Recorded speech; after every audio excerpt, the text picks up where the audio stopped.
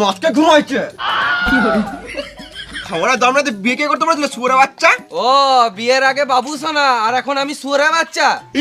বিয়ের আগে যদি জানতাম যে তুই মদ খাস তাহলে তোকে বিয়ে করতাম না রে পাঁঠা। তুই বেশি গাঁড় জ্বলাস না, তুই নিজের কাজ কর গা পাঁঠি। নারীকে সম্মান করতে পারিস না তো কিসের মরদ তুই? হ্যাঁ এখন তো সব দোষ আমার। বিয়ের আগে তো ভালোই বলছিলিস একটা তিল দুজন মিলে ভাগ করে খাবো, এখন ঘরে মুড়ি আছে ওটাও তো জলে ভিজে খেছিস না। আরে নিজের পছন্দে কেন যে বিয়েটা করতে গেলাম? যদি মা পছন্দে বিয়েটা করতাম তাহলে টাইমে ভোজন আর টাইমে চড়িয়ে দেবো। না মানে চুড়িও কিনে দিত।